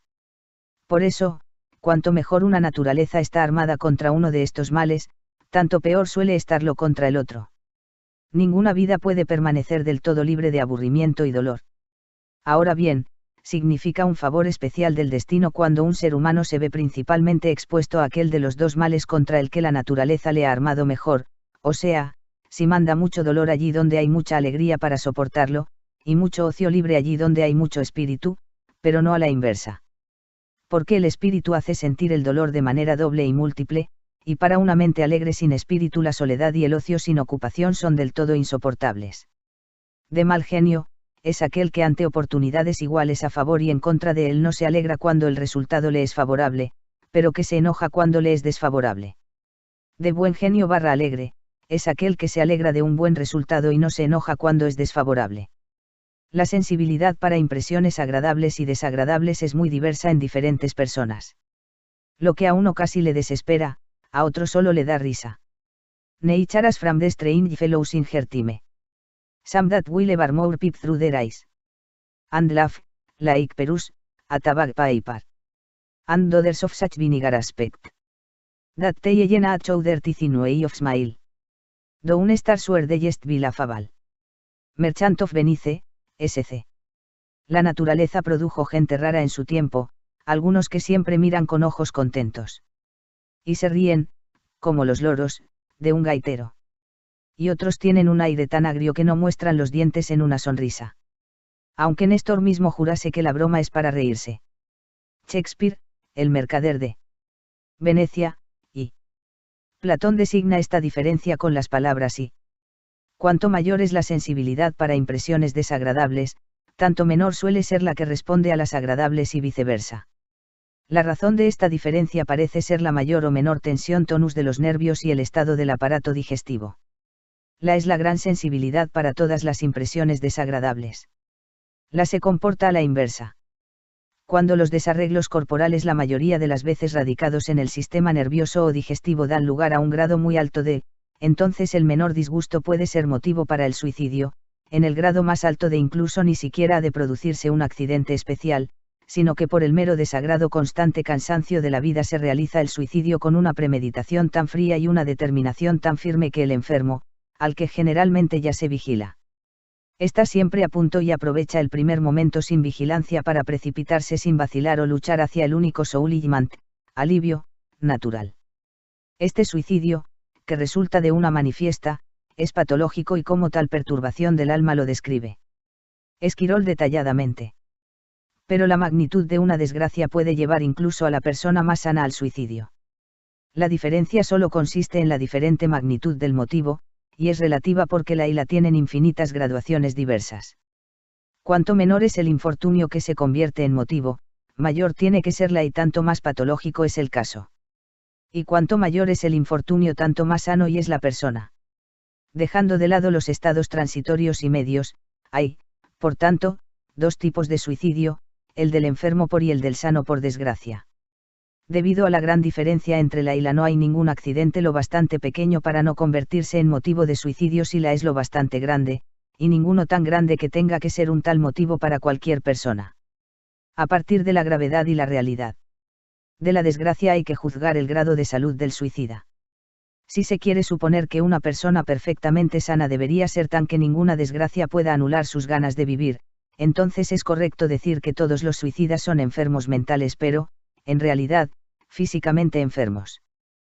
Pero ¿quién es totalmente sano? En ambas formas de suicidio el asunto es, finalmente, el mismo, el sufrimiento insoportable supera las naturales ganas de vivir, pero así como hacen falta 1000 onzas para quebrar una tabla gruesa, mientras que una delgada quiebra con una onza, la misma relación hay entre el motivo y la susceptibilidad.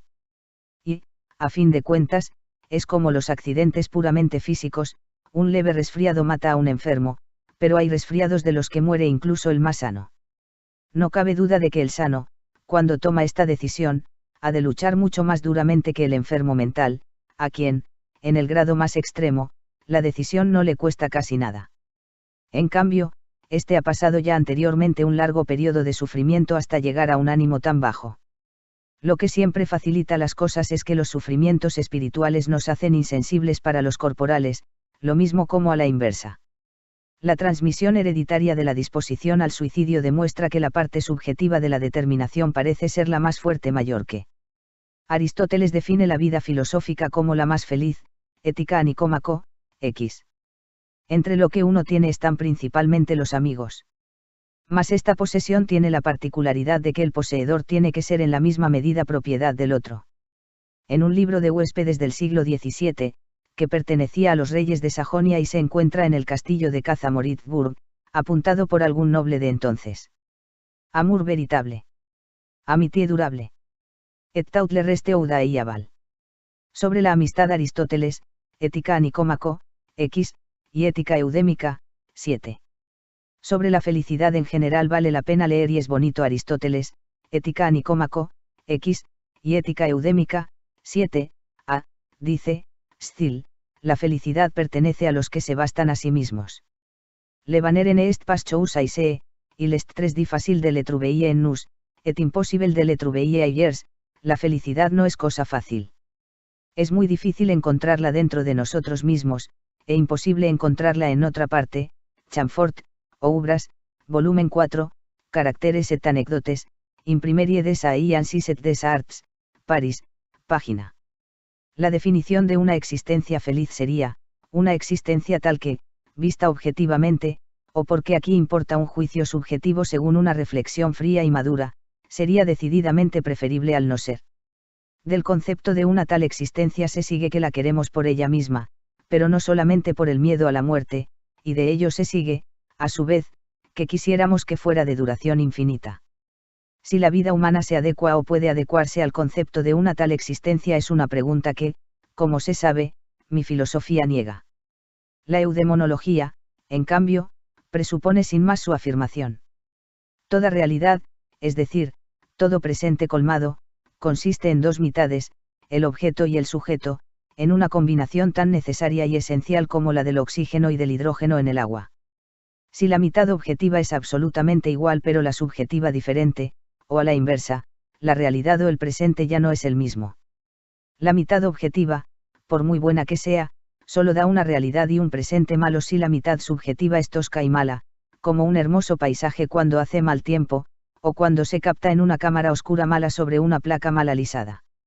La mitad objetiva se encuentra en manos del destino y es variable, la mitad subjetiva somos nosotros mismos, y esta es esencialmente invariable.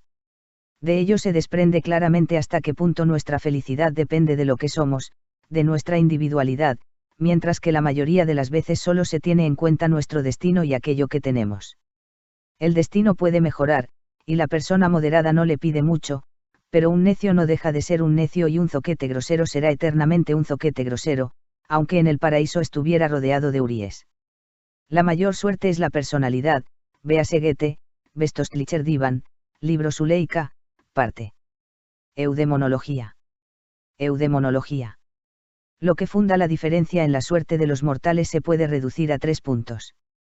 1. Lo que uno es decir, la personalidad en el sentido más lato, donde se incluyen salud, vigor, belleza, carácter moral, espíritu y formación del espíritu. 2. Lo que uno tiene, es decir, sus bienes materiales y posesiones. 3. Lo que uno representa, esto se constituye de la opinión que otros tienen de uno, del rango y de la reputación. En el número se basa la diferencia entre los seres humanos que dispone la naturaleza, y de ello se desprende ya que será mucho más esencial y radical que las diferencias producidas por las instituciones humanas mencionadas en los números y. Sin duda alguna, el primer punto es, con mucho, el más esencial para su felicidad o desgracia.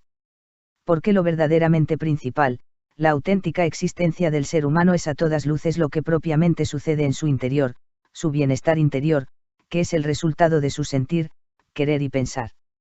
En un mismo entorno, cada uno vive en un mundo diferente microcosmos, los mismos procesos exteriores afectan a cada uno de manera diversa, y la diferencia que únicamente surge por medio de esta constitución interior es mucho mayor que aquella que las circunstancias exteriores imponen entre las diversas personas. De manera inmediata cada uno se enfrenta solo a sus representaciones, sentimientos, manifestaciones de la voluntad. Las cosas externas solo tienen una influencia en la medida en que son originadas por aquellas, pero solo en aquellas vive realmente, son las que hacen su vida feliz o infeliz. Un temperamento alegre que resulta de una salud perfecta y de una feliz organización, un espíritu claro, vivo, penetrante y de comprensión vigorosa, una voluntad moderada y suave son ventajas que ni rango ni riqueza pueden sustituir. Lo subjetivo es mucho más esencial que lo objetivo, constituye 9/10 con respecto al placer. Esto es válido desde el proverbio, el hambre es el mejor cocinero, hasta el nivel del genio o del santo, al anciano le deja indiferente la muchacha que para el joven es el summum bonum. Puesto que todo lo que existe y sucede para el ser humano solo existe inmediatamente en su conciencia y sucede en esta, al parecer lo más esencial es la consistencia de la conciencia misma y esta misma importa mucho más que las configuraciones que se producen en ella. Todos los lujos y placeres representados en la conciencia apagada de un necio son pobres frente a la conciencia de Cervantes cuando escribió el Don Quijote en una cárcel incómoda. Lo que uno tiene por sí mismo, lo que le acompaña en la soledad sin que nadie se lo pueda dar o quitar, esto es mucho más importante que todo lo que posee o lo que es a los ojos de otros. Una persona llena de espíritu se entretiene a la perfección en la soledad más absoluta con sus propios pensamientos y fantasías, mientras que una persona con el espíritu romo siente aburrimiento a pesar de constantes distracciones de teatro, fiestas y excursiones. Un carácter bueno, moderado y suave puede estar contento con circunstancias muy modestas, en cambio, un carácter malo, ávido, envidioso no lo está por muy rico que sea. Goethe dice con razón en el diván, la mayor suerte es la personalidad, véase Goethe, Westostlicher Divan, parte. Desde fuera se puede influir mucho menos en las personas de lo que se cree. ¿Cuántos placeres no resultan totalmente superfluos e incluso molestos e importunos a quien disfruta siempre del placer de una individualidad extraordinaria? Si lo subjetivo, la personalidad son, como vimos, lo más importante, lo peor es, por otro lado, que la parte subjetiva no está en nuestro poder, sino que está invariablemente determinada para toda la vida, mientras que el tener y lo que representamos, los otros dos aspectos principales, posiblemente son alcanzables a cualquiera. Lo único que está en nuestro poder con respecto a la personalidad es que la aprovechemos de la manera más ventajosa posible, es decir, que le demos aquel tipo de formación que mejor le conviene y que evitemos cualquier otra, que nos pongamos en el lugar, estado, dedicación que correspondan a esa personalidad y, segundo, que conservemos la posibilidad de disfrutar de ella. Esto requiere el conocimiento de sí mismo, de ello surge el carácter adquirido, sobre el que hablo en la obra, página, El mundo como voluntad y representación, libro 4, final. Según esto se gana mucho más si se emplean las propias fuerzas para la formación de la personalidad y no para la adquisición de bienes de fortuna. Solo que no debe descuidarse este último empeño hasta tal extremo que lleve a la pobreza. Además, la formación de la individualidad debe ser apropiada, muchos conocimientos vuelven aún más tonta, inservible e insufrible a una persona limitada y corriente, en cambio la mente extraordinaria solo llega a disfrutar su individualidad por medio de la adquisición de los conocimientos que le son adecuados. Muchos ricos son infelices porque carecen de conocimientos, y sin embargo, por regla general, todos están más empeñados en adquirir bienes que en formarse, cuando resulta que lo que uno es, de hecho, contribuye mucho más a la felicidad que lo que uno tiene. La personalidad acompaña a uno a doquier y en cualquier momento, su valor es absoluto y no relativo como los otros dos componentes. Incluso ofrece al aprecio del propio valor, tan esencial para nuestra felicidad, un alimento mucho más sólido que el tercer componente, a diferencia del segundo y del tercer componente, no está sometida a la suerte, es decir, al azar, de modo que no se le puede quitar a nadie como, a la inversa, tampoco se puede adquirir. Solo el tiempo, la edad, la disminuyen, aunque con excepción del carácter moral, todo lo demás está sometido a ellos. Este es el único punto en que los componentes 2 y 3 tienen una ventaja. Pero en la medida en que la vejez disminuye las capacidades mentales, también disminuyen las pasiones que causan tormentos. Los números 2 y 3 tienen algunos efectos recíprocos. Habs, Abeveris, si tienes, vales algo, Petronio, Satiricón, Lxxbi, y a la inversa, la opinión de otros puede proporcionarnos posesiones. Solo los necios preferirán tener un rango en lugar de posesiones. El valor de las posesiones está tan generalmente reconocido en nuestros días que no necesitan recomendaciones. En comparación con ellas, el número 3 es de índole muy etérea. En el fondo es la opinión de otros, su valor inmediato es problemático, pues se basa en nuestra vanidad. Hay casos en que resulta despreciable. Mas su valor indirecto puede llegar a ser muy grande, ya que a menudo nuestras posesiones y nuestra seguridad personal dependen de ella. Hay que distinguir ambas cosas. Lo que uno representa, es decir, la opinión de los demás sobre nosotros no parece, ya a primera vista, algo esencial para nuestra felicidad, por eso se llama vanidad, vanitas. No obstante, es propio a la naturaleza humana otorgarle un gran valor. Resulta casi inexplicable cuánta alegría sienten todas las personas siempre que perciben señales de la opinión favorable de otros que halaga de alguna manera su vanidad. A menudo las señales de aplauso de los demás pueden consolar a alguien de una desgracia real o de la falta de los bienes del primer y segundo tipo, y, a la inversa, es sorprendente hasta qué extremo las personas se sienten ofendidas por cualquier herida de su vanidad, cualquier degradación o menosprecio. Esta es la base del sentimiento de honor. Y esta propiedad puede ser muy útil para la buena conducta, como sucedáneo de la moral. Sin embargo, una persona inteligente debe moderar en lo posible este sentimiento, lo mismo cuando se siente halagada como cuando se siente herida, pues hay una relación entre ambos sentimientos. De otro modo sigue sometida a la triste esclavitud de la opinión ajena. Tam levetam parvum est animus od laudis avarum subruite iuti reficit, tan insignificante, tan pequeño es lo que oprime o eleva a un ánimo ambicioso. Horacio, Epistulae, 2, versos. Cualquiera debe aspirar a una buena reputación, es decir, a tener un buen nombre, a un rango alto solo aquellos que sirven al Estado, a la fama en un sentido más elevado solo pueden aspirar muy pocos. Fin. Más libros en audio en www.bibliotecaenaudio.com